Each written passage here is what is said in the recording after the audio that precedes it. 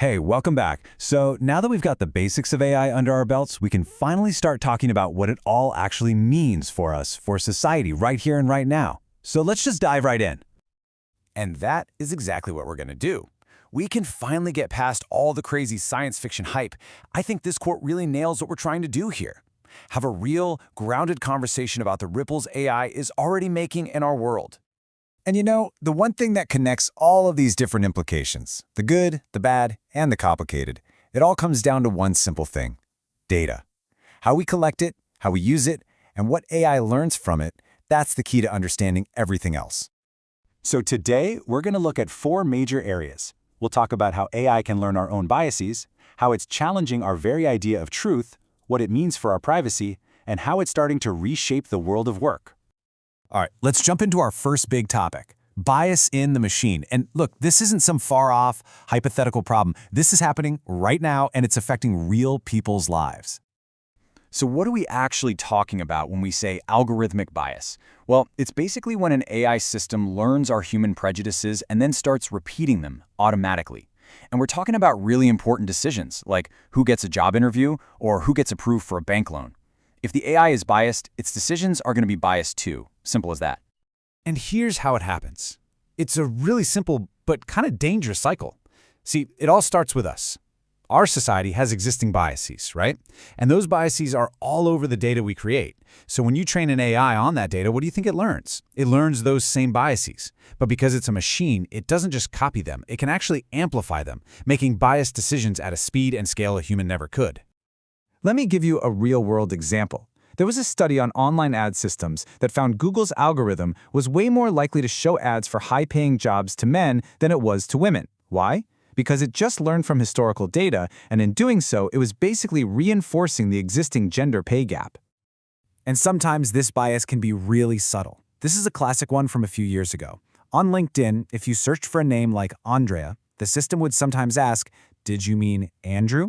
That's because, historically, more people were clicking on profiles for men named Andrew, so the algorithm just learned that Andrew was the more, correct result, which subtly reinforces a gender bias in a professional network. Okay, let's shift gears to our second topic. For pretty much all of human history, we've had a simple rule: seeing is believing. Well, AI is taking that fundamental trust and turning it completely upside down. I mean, think about it. We used to treat a photograph or a video recording as pretty solid evidence. Yeah, sure, you could fake it, but it took a lot of skill and a lot of effort. But now, AI has made creating fake evidence, deep fakes, so easy and so convincing that what we see and hear is becoming, well, fundamentally unreliable. And this isn't science fiction anymore. We're talking about tools that exist right now. Things like Metaphysics Live can literally swap someone's face onto another person in a live video stream, and Descript can create a synthetic clone of your voice from just a few minutes of you talking. The line between what's real and what's fake is getting blurrier by the second. And all of this leads us to our third big implication: privacy. We all kind of know that companies collect our data, but AI's ability to analyze that data is creating totally new kinds of threats to our anonymity, threats that are getting a lot harder to avoid. It's pretty wild to see how this has evolved. It started so simply, right? Back in the 90s, it was just grocery store loyalty cards tracking what you bought. Then the internet came along, and suddenly every click and scroll was being logged. But today it's about our behavioral signatures. Data so incredibly detailed, it can include the unique rhythm and pattern of how you type on a keyboard. Let me tell you a story. It's a classic example. A few years back, Netflix released a huge data set for a research competition. 10 million movie ratings from 500,000 users. And the key word here is that they claimed all of this data was anonymous. Well, it turns out anonymous wasn't so anonymous after all. Researchers at the University of Texas figured out how to de-anonymize the data. What they did was brilliant. They cross-referenced these supposedly anonymous Netflix ratings with public ratings on IMDb. By matching just a handful of movies, they could link the data back to specific people, potentially revealing all sorts of private information about their political views or personal life just from what they watched. And if you think that was wild, get this. Research has shown that every single one of us has a unique typing pattern, the tiny pauses and rhythms between our keystrokes. It's like a digital fingerprint. This means a website could potentially identify you just by how you type, even if you never ever log in. All right, for our last big topic, Let's talk about the one everyone always asks about, jobs. The fear that machines are coming to take our jobs is nothing new, but AI is definitely putting automation on overdrive. But the key thing to remember here is that this isn't a totally new phenomenon. This is just the next step in a very long story.